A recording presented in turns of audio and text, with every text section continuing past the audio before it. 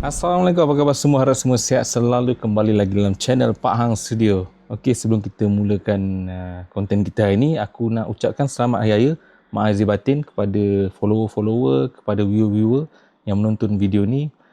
Dan aku minta maaf kalau ada salah bahasa, terkasar bahasa dalam konten-konten aku sebelum ni atau terasa itu hanya sekadarlah konten semata-mata. Tiada yang kena-mengena yang masih hidup atau yang telah meninggal dunia. Okey, konten kita kali ni, konten kita ada formula. Bukan Formula 1, tapi formula. Menang hari ni, esok hujan turun. Okay, formula kita untuk hari ni, kita telah bentangkan kepada jemaah-jemaah formula yang agak berat untuk terima.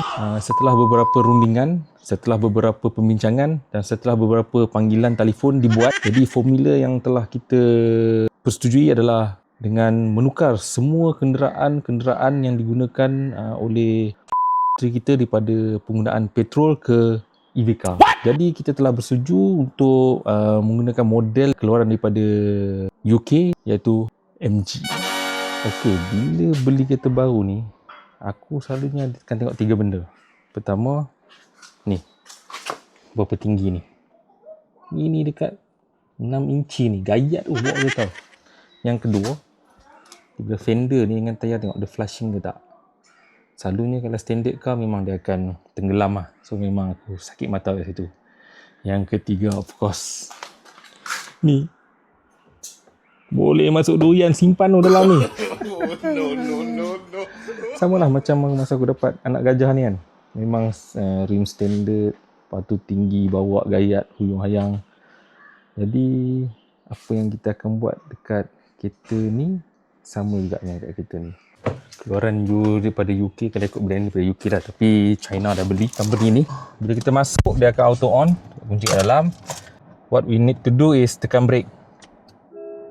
So ready system. Untuk kereta ni, dia punya range adalah, kalau ikut dia punya advertisement, 350. Tapi bila aku masuk kereta, masa aku receive kereta tu, aku tengok 327. Mak kata 350. So dia kata catch dia dekat mana? Kau kena tukar mode. Mode tu barulah dapat 343 something.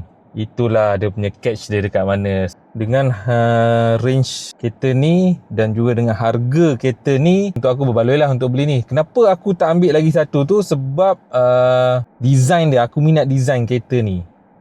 Walaupun interior dia kalau tengok kan banyak hard plastik, lepas tu apa,